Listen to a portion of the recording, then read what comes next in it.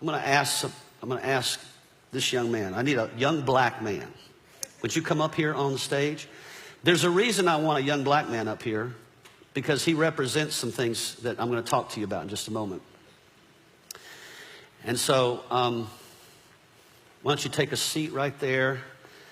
And if you wouldn't mind just taking your shoes off and your socks too, thank you. And then I'm going to wash your feet. Now, let me say something before I wash his feet, because this is important. This young man doesn't just represent black America.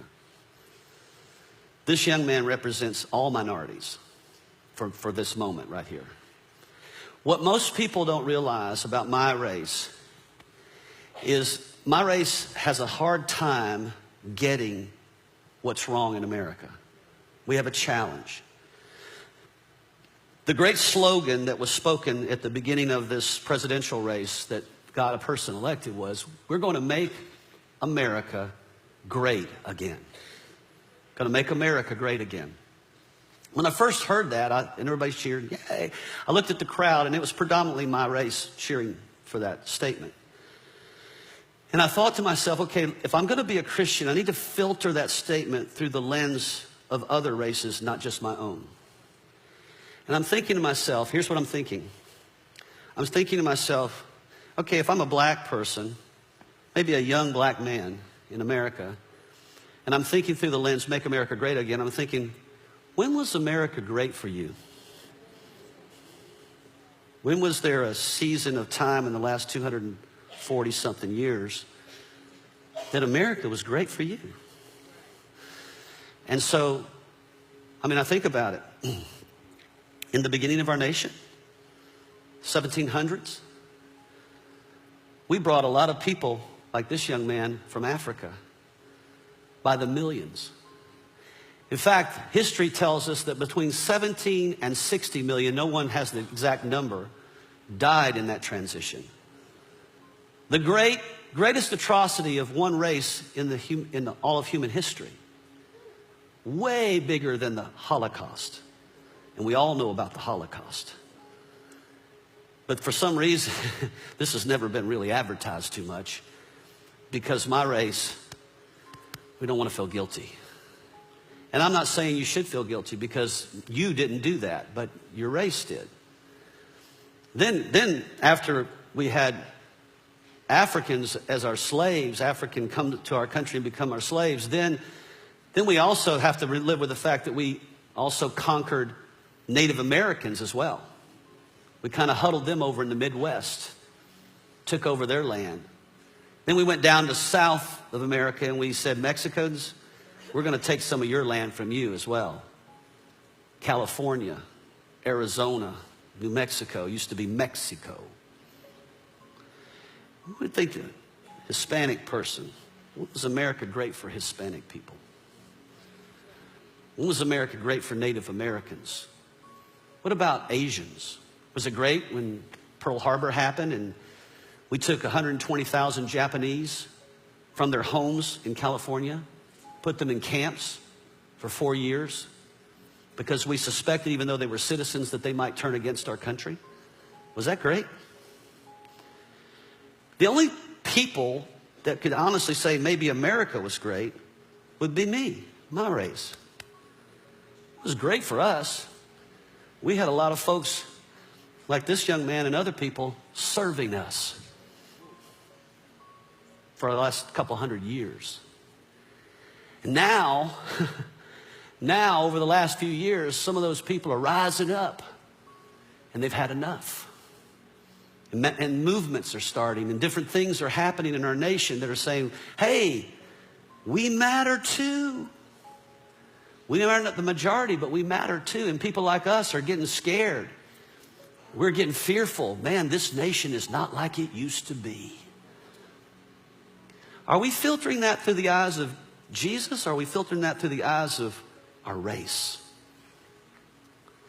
And so what Jesus would do in the middle of all this is he would take a person like this, who maybe in general terms wouldn't normally be connected together. A young black man and an old white man. We probably don't have a lot of things in common. The way we grew up, the society we live in. I don't get in my car and worry about a cop pulling me over. I don't worry about being treated unjustly in society like you do. I don't grow up with fear. I don't worry about inequality for my race. I don't have those concerns. But I have them for you. And I care about you. And when I got born again, God did something in my heart towards people like you. And I started thinking, you know, I can't heal this nation. I'm not a healer. Jesus is the healer. The greatness of a nation is never based on a race or the accomplishments of a race. The greatness of a nation is based on whether or not it's submitted to God. We're not great because of our prosperity. We're not great because we won wars. We're great only if God is in our lives and ruling over us. And we've become a nation where God's no longer ruling over us. And that's why we're so angry at each other. And we're fighting with one another, and we're in division over each other. And I can't see our government healing that. I can't see any president healing that. I can't see any leader healing that in society other than Jesus. And that has to start with us in the church. So, Jesus would take one of the disciples and he would wash their feet. He would pour water over their feet because the feet represented the dirtiest part of their body, the lowest part. And you say, you don't have to wash the whole body, just wash the feet. It's the hardest part to put your hands on. Who in their right mind would want to wash somebody else's feet? Yet Jesus did that. And he said, you see how I'm doing this? You see how I'm putting my hands on your feet? What I'm saying by that is I'm trying to get you to see something. You're valuable to me. I'm not superior to you. You are just as valuable as I am. I know society hasn't told you that, and I know circumstances in life haven't told you that, and I know history hasn't told you that, but God says that about you. And you deserve the right as a young black man to grow up without fear. You don't need to be growing up with wondering whether or not you're accepted by another society. God accepts you. He's the great equalizer. When he came to the cross, he came to equalize everybody, to take slaves and make them equal to the free, and make the woman and the man equal, and make the poor and the white equal, the poor and the rich equal, and to make everyone equal. And he says, look, I want you to do this because this is what heals the world. This is what causes the world to come together, is when we serve each other, when I can serve you and you can serve me, and we're not living our life trying to have power over each other, but we're family. You're a Christian, I'm a Christian. You're my brother, I'm your brother. We bros.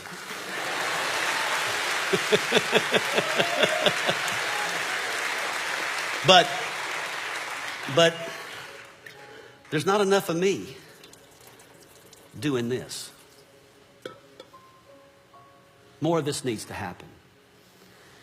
And so maybe it starts with us in the church. Maybe it starts with the people that are in this church, that we would just say, you know, regardless of our history together, what if we just started loving each other and serving each other and maybe washing each other's feet? What if we had a small group one night and we just all just humbled ourselves, got down here real low and looked up to you and said, you know, I value you. I care what happens to you. I care what you experience in America. I care about the hurts and the wounds of your past. I care about the history of my race against your race. And I'm sorry. I repent. I didn't do it myself personally, but I take responsibility for my own race. Because Jesus didn't do anything to hurt people, but he took responsibility for them. He took responsibility when he went to the cross, and I need to go back to the cross because we need healing. We need healing in this relationship. We need to be one together instead of you doing your thing and me doing my thing. And so you're a good representation, not just of Black America. You're a good representation of all people that maybe haven't been treated with value, wherever they're from. And I just want you to know that from this point on, my life is about making sure that you understand that you grow up in an America where there are people that value you from another race. I love you, bro. Hold on.